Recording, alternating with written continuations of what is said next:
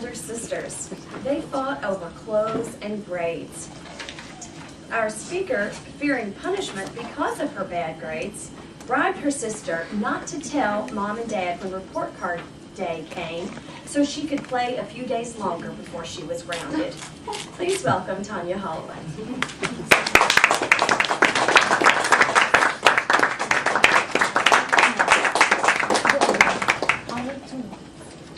A director decides he wants to make an action-packed movie similar to the blockbuster Die Hard.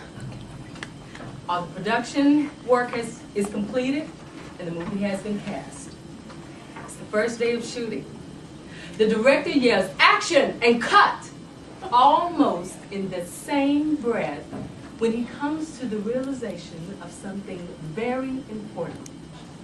The Bruce Willis wannabe cannot act. Yes, fellow Toastmasters and guests, he is so bad, it is beyond repair. Or is it? It was my film professor who exposed the #1 solution when a director encounters a problem or problems making a motion picture, and that is, by all means necessary, shoot anyway. To answer the previous question, the director, realizing he has no time to stop production to recast, decides to switch the roles of the leading character and his wife. Instead of him coming to rescue her from a group of criminals all trapped together in a bank, it is she who saves the day. The lead actor is the one who is bound to a chair and gagged throughout the movie, waiting for his wife's sheroism. They figured he could at least do that. When released on DVD, true story, it sat right next to Die Hard and became the #1 movie rental for a couple of weeks. Provoked. That's the movie. Anyone see the movie Apocalypse Now? Great movie, great cast, right? But did you know the lead actor, Martin Sheen, had a heart attack and had to be transported out of the Philippines and back to the States? Big problem. How was Francis Ford Coppola going to continue filming without his leading character? And the motto is? Shoot anyway. Shoot anyway. He decides to hire a stand-in for Martin and shot other actors sharing a scene with Martin from his point of view. This worked out great for the supporting actors because that meant they got more on-camera time than originally planned. There are several times in the movie where we, the audience, believe we're looking at Martin Sheen, when actually we are seeing his stand-in. Look closely at the boat scenes the next time you watch the movie. He eventually recovered and was able to complete the movie. But had Francis Ford Coppola not have known the golden rule to shoot anyway, it could have been a financial disaster. Remember Jaws? It became the movie that launched Steven Spielberg's career. However, in the beginning, things did not go according to plan. The shark, after going through a series of testing, was set to terrorize the waters at Martha's Vineyard. But on the first day of shooting, the shark sank. While the metal shark could float and operate in fresh waters in the testing tanks, they overlooked the fact that steel fittings corrode in salt water. How could he capture all the scenes that were scheduled when the shark was inoperable?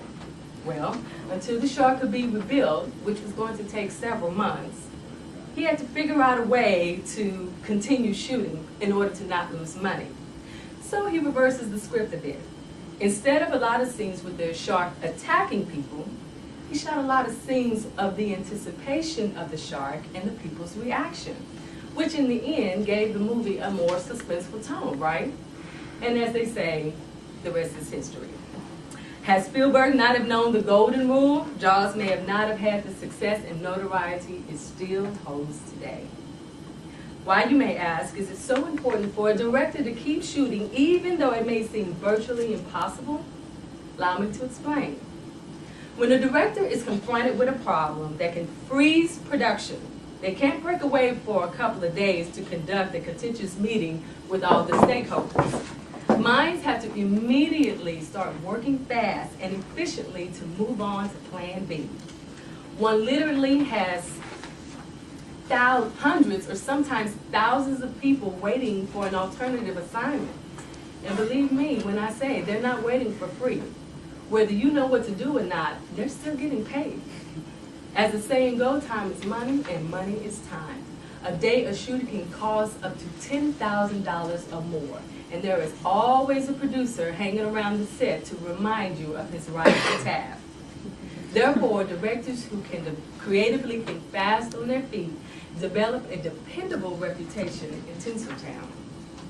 After learning about the misfortunes that can happen on a set to even the most famous directors, it gave me an even greater respect for the man or woman who decides to take on the challenges of becoming a film director. It also allowed me to apply the golden rule in my own life, to keep going, no matter what obstacles are placed in your way. It's not always glitz and glamour, and only the strong survive. It is said that 90% of aspiring filmmakers who complete their first film do not make another. Maybe because in the midst of their problems, they did not remember the golden rule to Shoot anyway. That was